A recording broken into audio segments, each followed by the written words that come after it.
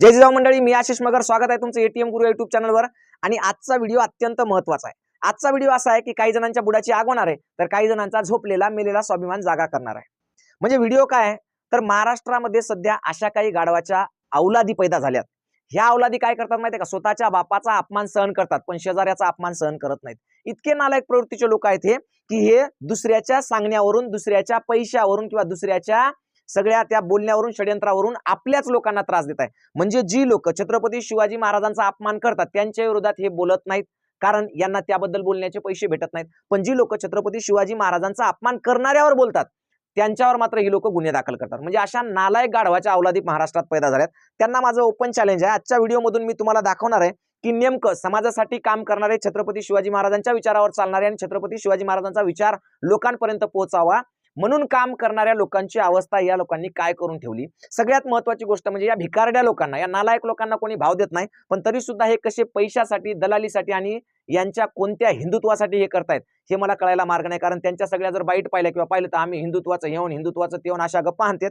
पण जेव्हा छत्रपती शिवाजी महाराजांवर कोणीतरी काहीतरी चिखलपेक करतं, बोलतं, तेव्हा हे सगळे हिंदुत्ववादी शेपटी गुंडाळून बसलेले असतात.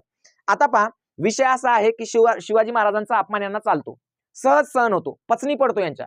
कारण ही नालायक लोक अशी आहेत की ज्यांना स्वतःच्या बापाला कोणी मारून गेलं, शिव्या देऊन गेलं तरी चालतं, पण शेजाऱ्याला मात्र काहीच बोलू देत नाही. ते का? कारण या पैदायशी शेजाऱ्यांच्या आहेत. इतके नालायक आहेत. प्रकरण सांगतो तुम्हाला. तुम्ही त्रिशूळ पाटील नाव ऐकलं असेल. त्रिशूळ पाटलानं मराठा आरक्षणासाठी रात्रंदिवस काम केलं.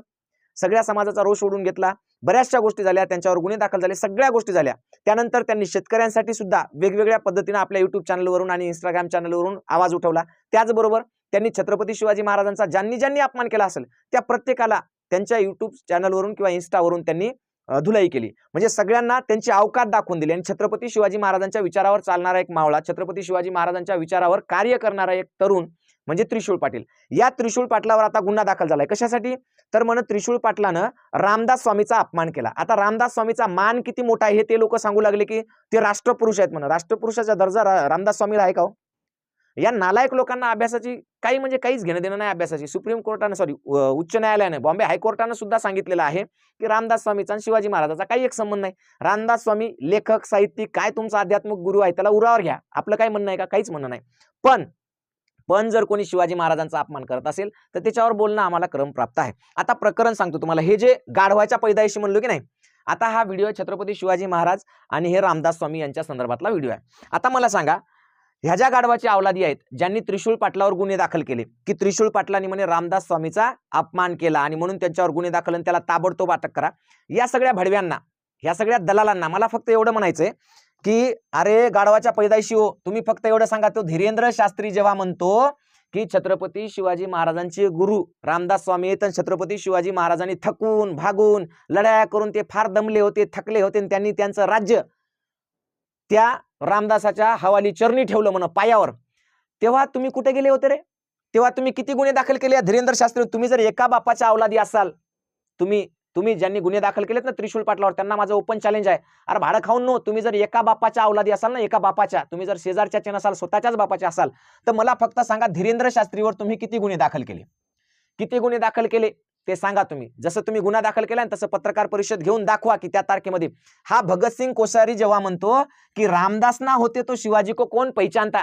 अरे दलिंदर भाड खाऊन नो, तुम्ही या भगतसिंग कोश्यारीवर किती गुन्हे दाखल केले ते दाखवून द्या तुम्ही. म्हणजे जी लोक छत्रपती शिवाजी महाराजांचा अपमान करतात त्याच्यावर जी आमच्यासारखे बोलतात त्यांच्यावर तुम्ही गुन्हे दाखल करता. तुमच्या गुन्ह्यानं काय? अरे छत्रपती शिवाजी महाराजांसाठी मावळे मरायला तयार होते. राजेंना स्वतः म्हणायचे की राजे तुम्ही जा, आम्ही तुमच्या जागी मरायला तयार आहोत. तसं आमचं काम आहे. छत्रपती शिवाजी महाराजांचा अपमान आताच नाही, आमच्या पुढच्या पिढ्यानपिढ्या सुद्धा कधी खपवून घेणार नाहीत. पण तुमच्यासारखे नालायक दलाल जे की पैसे खातात, दलिंदर आहे हो, तुमच्यापैकी कोण आहेत रे अशा गाढवाच्या पैदाइशी? त्यांनी ज्या सांगा बरं मला, कोणी धीरेंद्र शास्त्रीवर गुन्हा दाखल केलाय का तुम्ही? भगतसिंग कोश्यारीवर गुन्हा दाखल केला?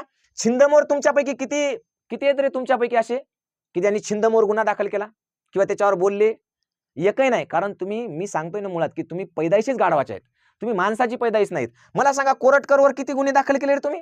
सोलापूरकरावर किती गुन्हे दाखल केले? इकडे कर छिंदम, कोश्यारी, शास्त्री हे सगळे म्हणजे तुमचे कोण लागतात नेमके? आहे की नाही? प्रश्न असा आहे. म्हणजे त्रिशूळ पाटील तुम्हाला खुपतो, त्रिशूळ पाटलाचं त्रिशूळ तुमच्यात घुसतं. हे कोण आहेत? हा, यांना तुम्ही उरावर घेता. हे स्वामी आनंद स्वरूप काय म्हणला माहिती आहे का? स्वामी आनंद स्वरूप म्हणला शिवाजीने कभी लढाई नाही लढी, वो तो बस छापेमारी करता था। लढाई तो पेशवों ने लढी है, लढाई तो पेशवों ने लढी है, लेकिन नाम शिवाजी का हुआ है। तुमच्या तोंडात काय माती पडली होती का तेव्हा? अरे दलिंदर आहे, अरे लाजा वाटू द्या तुमच्या दिवाला. जे लोक छत्रपती शिवाजी महाराजांचं कार्य पुढे नेत आहे, जे लोक छत्रपती शिवाजी महाराजांचं काम करताय, जी लोक गोरगरीब कष्टकरी शेतकऱ्यासाठी झटताय, त्यांच्याबद्दल तरी थोडी लाज बाळगा. त्यांच्यासाठी तरी थोडी तुमच्या मनामध्ये काहीतरी आस्था ठेवा. अरे नालायकांनो, तुम्ही जर खरंच एका बापाच्या अवलाद येत ना, तर यांच्यावर किती गुन्हे दाखल केले ते उघड करा. नाहीतर तुमच्यासारख्या ना पळताभुई थोडी होईल. आणि लाज या गोष्टीची वाटते की तुमच्यापैकी बरेच आपल्या समाजाचे आहेत. अरे नालायक हो, तुम्ही कशाला दुसऱ्याच्या नादाला लागता? जे छत्रपती शिवाजी महाराजांचा वारंवार अपमान करता त्यांच्या नादाला तुम्ही लागता. अरे तुमच्यातला स्वाभिमान इतका कसा गहाण टाकला तुम्ही? का तुम्ही दलाल झाले? का तुम्ही त्याच्या पैशावर चालता? अरे एक दिवस असा येईल ना, तुम्हाला पळताभुई थोडी होईल. जरा लाजा जरा, आणि आपण काय वागतोय काय करतो याचा विचार करा, इतिहासाचा अभ्यास करा, आणि छत्रपती शिवाजी महाराजांच्या विचाराशी एकनिष्ठ राहा, पाईक राहा. तुमचा रामदास स्वामी तुम्ही उरावर घ्या, आम्हाला घेणं देणं नाही. पण जिथं जिथं छत्रपती शिवाजी महाराजांचा अपमान रामदास स्वामीच्या नावानं होईल, तिथं तिथं हा मराठा असाच पेटून उठणार, एवढं लक्षात ठेवा. आणि तुम्हाला काय वाटतं, तुम्ही गुन्हा दाखल केला म्हणजे लय हे झाले काय? अरे भडव्यांनो, तुमच्यात अक्कल आहे तर याच्यापैकी एखाद्यावर गुन्हा दाखल करा आणि याच्या विरोधात बोलून दाखवा. मग आम्हाला कळेल की तुम्ही किती मर्द आहेत ते. नाही तर बाकीच्या गोष्टी सोडून द्या तुम्ही. आणि आम्ही अख्खा महाराष्ट्र त्रिशूळ पाटलाच्या पाठीशी ताकदीने उभा आहे. तुमच्याच्यानं जे करणं होते ते करा. पण एक गोष्ट लक्षात ठेवा, जेव्हा वेळ येईल ना, पळताभुई थोडी होईल, एवढं मात्र तुम्ही लक्षात ठेवा. धन्यवाद. जय जिजाऊ, जय शिवराय. थांबतो आता.